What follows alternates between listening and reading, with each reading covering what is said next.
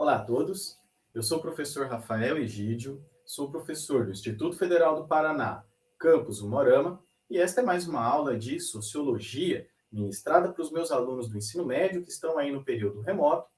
Esta é uma aula gravada através do sistema Meet para facilitar aí o acesso dos nossos estudantes, mas também para ser facilmente disponibilizada a todos que se interessarem pelos temas, conteúdos e debates desta ciência. E hoje, inclusive, nós vamos falar sobre ela, a sociologia e a sua formação inicial pelo positivismo de Augusto Comte. E vamos relembrar aqui o que nós vimos na nossa última aula, que foi justamente aquela ideia epistemológica de ordem e hierarquia das ciências. O Augusto Comte ele acreditava que a epistemologia, que é a discussão científica, ela era central, inclusive para proporcionar uma reforma social necessária ali nos tempos que ele vivia. Pois bem, o Augusto Comte, então, propõe um sistema hierárquico, ou melhor, a gente pode dizer, progressivo de ciências, onde você vai da ciência mais simples, que é a matemática, até uma ciência mais complexa, que é a sociologia. Não vamos esquecer aqui, gente, que essa ideia de simplicidade e complexidade se dá a partir do objeto da ciência. Tá? Mas cada ciência vai possuir ali, claro, o seu grau de dificuldade, enfim, né? Algo que, vamos dizer assim, não é nem questionado. Afinal de contas, toda ciência ela é difícil, o processo do conhecimento é difícil. Mas o que o Comte está querendo dizer, não é, é que a ciência, toda ciência, ela tem que ser objetiva, ela tem que ser racional, ela tem que ser neutra, ela tem que dar conta, inclusive, das suas causas e efeitos e, principalmente, das suas explicações.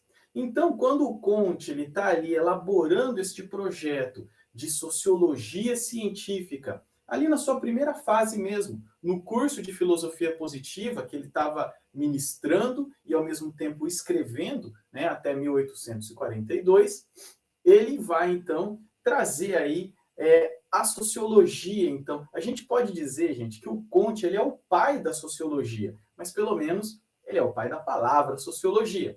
Porque os conteúdos, a ideia de uma ciência que estudasse a sociedade já era conhecida como física social, um tema que vai aparecer tanto lá na obra do Saint-Simon, quanto nos primeiros escritos intelectuais do Augusto Comte, que utiliza esse termo, a física social. Vamos relembrar ali também, né, na nossa tabela da ordem e hierarquia das ciências, que, né, a sociologia vem logo depois da biologia. Então, você tem a biologia, que é um estudo dos seres vivos. E a sociologia vai ser o estudo de um ser vivo bastante específico, um ser vivo, a gente pode dizer, bastante especial, mais complexo, mais avançado. E é por isso que esse ser vivo merece um campo científico à parte, que é a sociologia. Mas o Comte ele entende que esse ser vivo, que é o ser humano, ele também tem o seu desenvolvimento tão natural quanto os seres vivos da biologia. A sociedade, para Augusto Comte, é de origem e desenvolvimento natural. Por isso que a sociologia está ali conectada à biologia e, inclusive, para o Comte, não é problema nenhum que a sociologia, nessa sua primeira formulação, vá até a biologia e adapte dela temas, métodos, instrumentos e formas de pesquisa. Então, essa primeira formulação da sociologia, vamos dizer assim, não é? É uma ideia do Comte que ela é derivada da biologia. A sociedade, para ele, gente, é algo natural. E aí talvez vocês se questionem assim, peraí, mas entre a biologia e a sociologia não está faltando alguma coisa?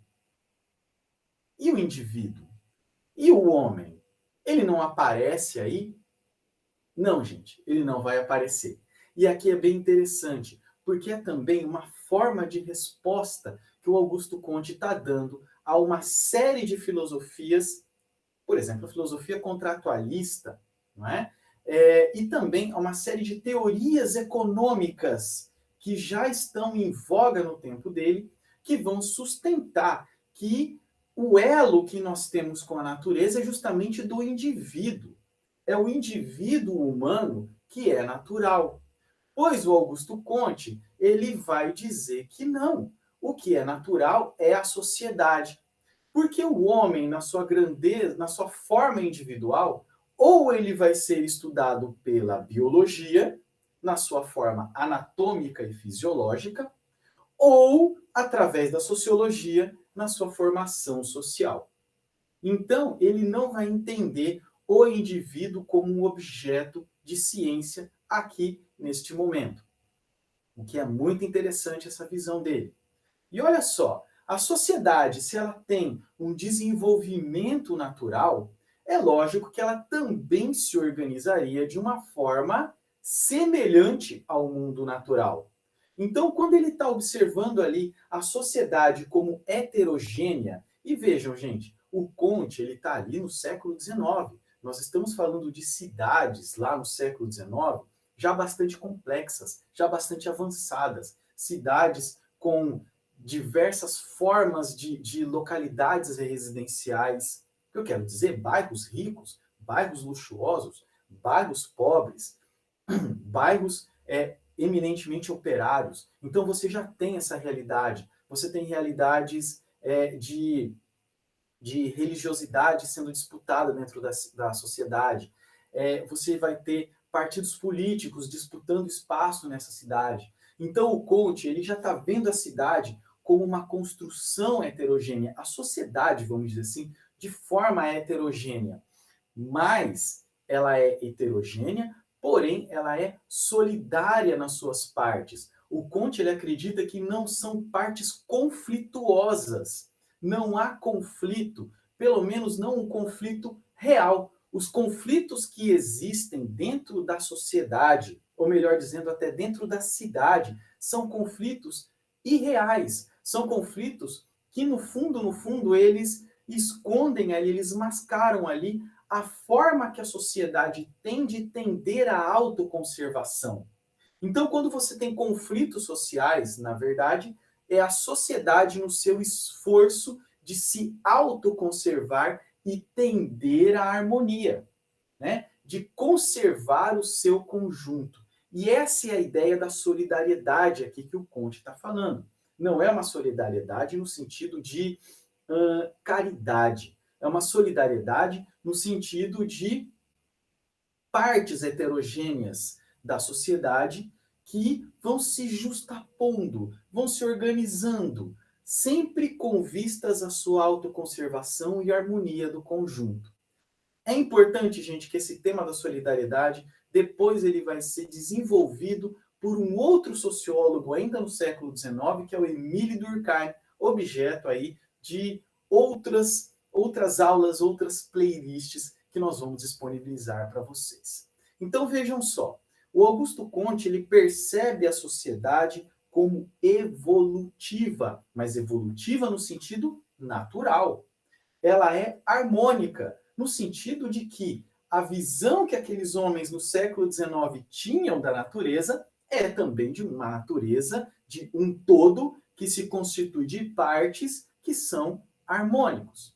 Essa é a visão que eles tinham no século XIX, né, a respeito da natureza, e que o Conte vai esboçar aqui no século, quando ele está falando ali sobre a sociedade, sobre a sociologia também. Ele não entende, gente, a sociedade de forma revolucionária, de forma conflitual, mas sim evolutiva. E aqui vem, né, a divisão da sociologia. Agora vejam que interessante. Se ele entende a sociologia conectada ali com a biologia, a divisão da sociologia tem um critério físico, não é? A estática e a dinâmica são palavras próprias da mecânica e elas vão caracterizar, então, a sociologia, né? Algo parecido ali com a tal da física social, não é?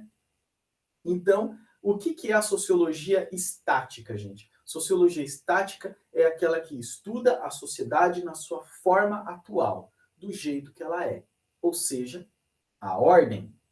A sociologia dinâmica é aquela que, a partir desta ordem, a partir do estado atual da sociedade, permite que essa sociedade vá para o progresso, permite que essa sociedade caminhe para o progresso. Então, mas como assim? Mas negócio de ordem da sociedade, o progresso, não é? Como que isso funciona? Bom, gente, se vocês lembrarem, né, lá na nossa tabela da ordem e hierarquia da ciência, o método da sociologia é justamente o método chamado de filiação histórica. Então, é por isso que está aí, né, do lado aí, né, a tabelinha da Lei dos Três Estados e principalmente a tabelinha na sua forma completa, com 9 estados. Infelizmente, se você não decorou esses estados ainda, né, eu diria para você, decore esses estados, porque vejam que eles vão aparecer na obra do Conte. Tá? E o que são esses 9 estados, gente? Os estados cognitivos, práticos e afetivos? Se não, justamente a história. A gente consegue fazer uma leitura histórica da Lei dos Três Estados, e essa é justamente a filiação histórica que o Conte está se referindo. Então, vamos lá, né? Eu tentei aqui esboçar, gente, um exemplo prático de como que nós temos a sociologia estática e dinâmica dentro dessa ideia de filiação histórica. Vamos lá.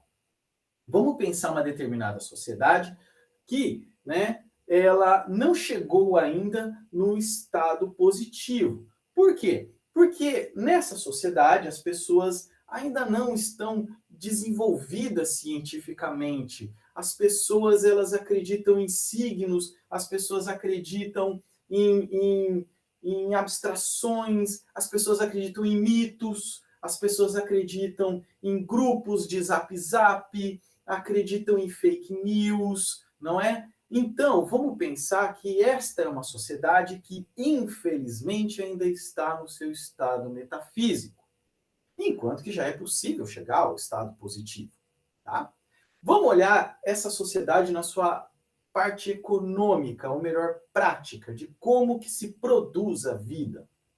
Vamos ver que é uma sociedade que é predominantemente rural. As pessoas ainda têm um sonho de vida rural, de vida no campo. Não é? As cidades não são bem cuidadas, as instituições urbanas também não são bem cuidadas, as políticas públicas urbanas dessa sociedade não são assim pensadas, bem executadas, e também não há incentivo de industrialização. É uma sociedade do agronegócio. E se ela está no mundo agro, ela ainda está ali no mundo defensivo. Mundo defensivo que se refere aos feudos. Claro, gente, não é uma sociedade mais feudal. Por isso que ela está perto ali do industrial e pacífico. E aí a gente olha a formação do homem nessa sociedade, a forma afetiva dessa sociedade. E aí a gente vai ver que ainda existe um grande domínio familiar e até mesmo religioso, não é? Há um domínio religioso na formação dos homens. E esses homens, essas crianças, vamos dizer assim, não são sequer incentivadas o lado cívico, não é? Essas crianças vão para a escola, mas a ideia dos pais da escola é de que a escola é um depósito de crianças, e não como um lugar onde eles vão aprender sobre a pátria, vão aprender sobre a ciência principalmente, não é? O professor ele é doutrinador, o professor ele é comunista, ele é umas coisas estranhas assim. Pois onde está posicionado, gente, o xizinho vermelho ali é justamente a sociologia estática, é a ordem dessa sociedade. E agora reparem que a gente consegue fazer uma curva ali né, entre esses X. Isso dá uma ideia, não é, de gráfico, uma ideia justamente da importância da matemática. Se a gente for ver, a gente está fazendo aqui uma espécie de equação. uma espécie de função, onde você tem ali, né, uma matemática envolvida, e é por isso que o Conte vai dizer que é o saber acumulado de todas as ciências que vai fazer o sociólogo. Pois aí agora nós vamos entrar com a sociologia dinâmica, que são aquelas setas que vão impulsionar essa sociedade de metafísica para positiva, defensiva para industrial e de familiar para universal. Agora aqui é uma coisa importante. Professor, então é o sociólogo que manda na sociedade? Não. O sociólogo ele é um cientista que ele está ao lado das instituições políticas. Para o Conte, existe a figura do Estado e existe a figura do político. Mas o Estado e o político eles devem estar ligados muito fortemente com a ciência, especialmente a ciência da sociologia, da ciência positivista da sociologia. Tá? Então, o político vai executar as teses, as hipóteses que o sociólogo está elaborando ali entre a sociologia estática e a sociologia dinâmica. Agora é importante, gente, que isso tem muito a ver com aquela ideia de reforma social que o Conte está falando, não é? A reforma social é justamente o progresso da sociedade. Mas esse tema da sociologia e como que essa sociedade vai ser efetivamente reformada, aí nós vamos ver no nosso próximo assunto, que é justamente quando o Conte elabora uma religião, uma nova religião. Cara, e aí a gente vai ver um outro papel para a sociologia. Bom, é isso aí, gente. Vou ficando por aqui. Espero que vocês fiquem bem. Se vocês tiverem alguma dúvida, procurem aí nos nossos canais de comunicação. Estudem aí, tá? E tenham saúde e até a próxima.